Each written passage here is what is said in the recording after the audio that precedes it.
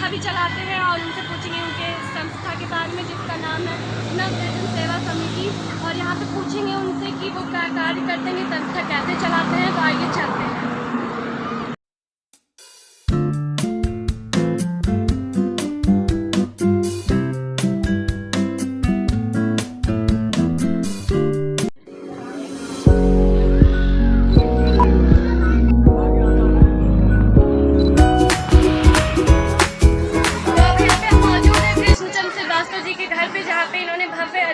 देव दीपोत्सव का आयोजन किया था। तो इनसे चलते हैं, ये एक संस्था भी चलाते हैं जिसे नवसृजन के नाम से जाना जाता है। और यहाँ पे हम इनसे पूछेंगे कि अपनी संस्था की इसकी कैसी व्यवस्था करते हैं। आप पहले अपने हमारे दर्शकों को अपने बारे में कुछ बताइए।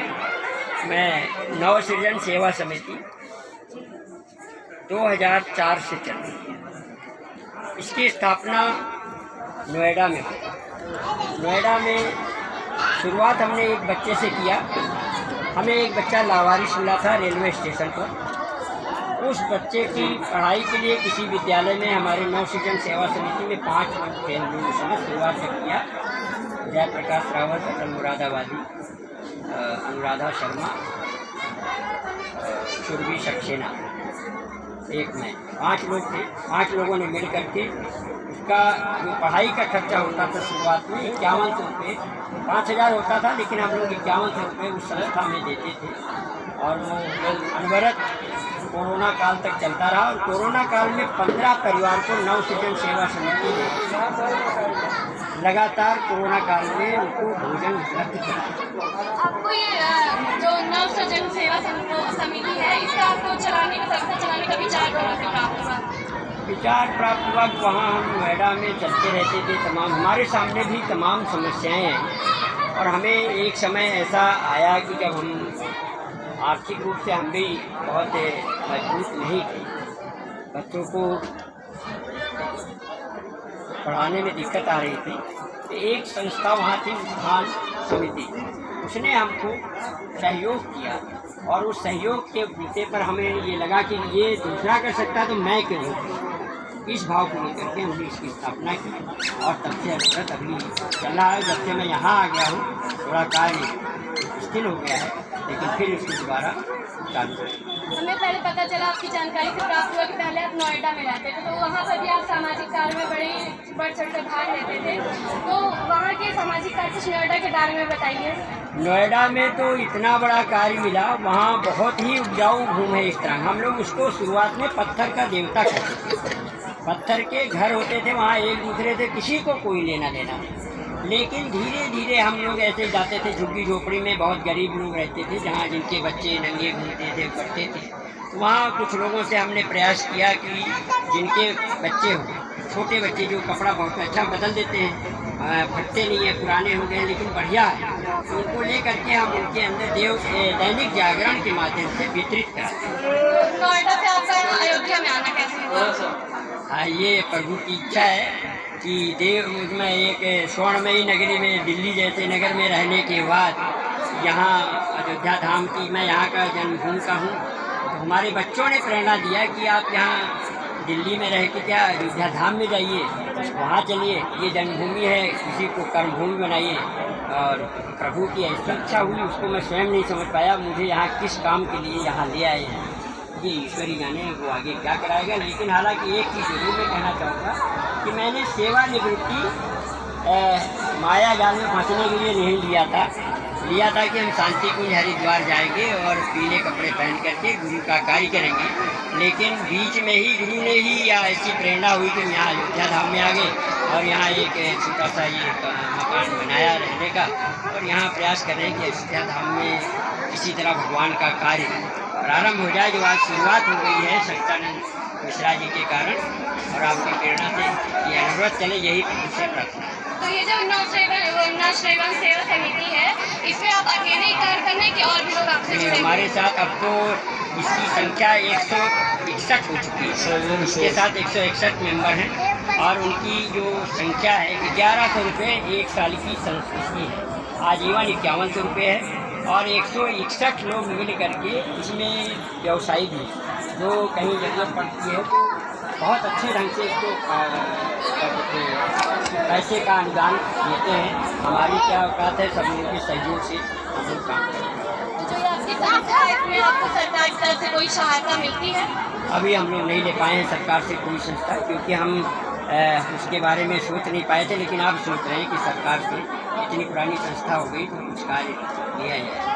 तो हम अपने चैनल के माध्यम से कहेंगे कि ये आप अभी अकेले ही अपने कुछ लोगों के साथ ये संस्था चलाते हैं, इन्हें अभी सरकार से कोई मदद नहीं मिली है। तो आइए चलते हैं, हम यहाँ पे कुछ लोगों से और बात करेंगे, अपने पंडित जी लोगों से। तो आइए चलते हैं।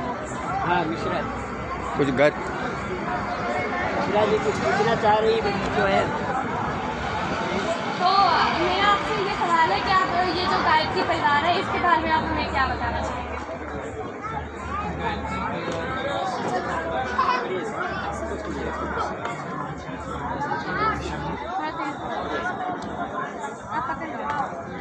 जिनका लक्ष्य मनुष्य में देवत्व का उदय, भक्ति में शिव का उदय, जन जन में सद्बुद्धि और उज्जवल भविष्य के लिए गायत्री मंत्र को प्रसारित करना, जन जन तक पहुंचाना, ये इस मिशन का जन जन में गायत्री यज्ञ संस्कार अच्छे विचार पहुंचाना, ये इस मिशन का। और इसके लिए हमारी मेला के कार्यक्रम, महायज्ञ और बड़े बड़े यज्ञ आयोजन, यज्ञ पुराण कथा होती रहती है। और जन जन तक इसके माध्यम से गुरुदेव के विचारों को, मिशन के विचारों को और हमारे ऋषियों देवताओं के विचारों को जन जन तक पहुँचाया जाता है। और लोग इसको अपने जीवन में यथासंभव उतारते भी हैं, जितना हो सकता है प्रयास करते हैं। वो बात अलग है कि हम पूर्ण रूप से नहीं हो पाता है, लेकिन जहाँ तक प्रयास होता है प्रयास किया जाए। चलिए आपका बहुत बहुत धन्यवाद। तो हमारे साथ कुछ लोग और भी जुड़ना है। तो आपका नाम क्या है? अजय विश्वकर्मा। तो अजय विश्वकर्मा की आपने बताई कि आजकल जैसे आप सनातन धर्म के बारे में बता रहे थे, जो सनातन धर्म पर आजकल बहुत लोग बहुत उंगलियां उठाते हैं, बहुत टिप्पणी होती है और कहा जाता है कि वैज्ञानिक रूप से जोड़ जोड़कर लोगों के मन में सद्भावनाएं भरी जाती है। तो इसमें इसके लिए आप क्या कहना चाहेंगे? एक्चुअली हमारी मानसिक पहुंच नहीं है,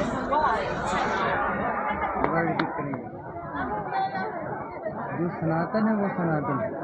उसमें ऋषियों ने जो सूत्र दिए हैं, जो जीवन जीने की कला बताई है और जो भी तथ्य प्रमाण के आधार पर दिया है, उस पर हमारा प्रयास होना चाहिए उस सत्य जानने का। विवेकानंद जी तार्किक बहुत नहीं, हमें लगता है बिरला कोई होगा इसमें तार्किक कम लोग मिलते हैं, लेकिन तार्किक होने के साथ साथ उन्होंने सत्य को ढूंढने का पुरजोर प्रयास किया। अंत में उनको उसका प्रमाण मिला कि सनातन होता क्या है। यदि उनके पद से ही लोग आ जाए तो अभी बेटर है। लोग उसी तर्क के आधार पर सनातन को झूठा फैलाते हैं, ऋषियों की बाणी बेकार बताते हैं, तो ये मुझे लगता है केवल बचकानी वाली बात है। चलिए आपका बहुत धन्यवाद।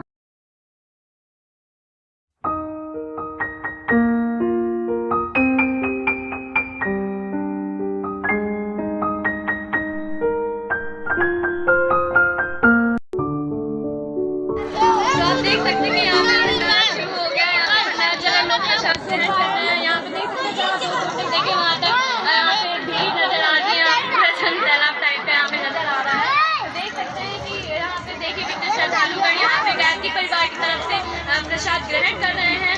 और आगे चलते हैं, मैं यहाँ पे कुछ लोग साथ आएंगे, अपनी तरफ से कुछ सनातन धर्म के बारे में बताना चाहेंगे।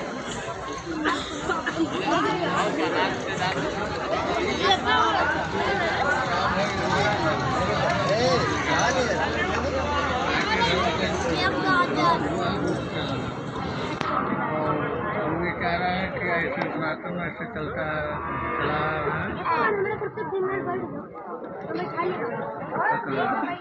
जी चलिए आपका बहुत बहुत धन्यवाद। तो आज के लिए बस हमारे वीडियो में अगर इतना ही, और अगर आपको वीडियो पसंद आई होगी तो लाइक एंड कमेंट जरूर करिएगा और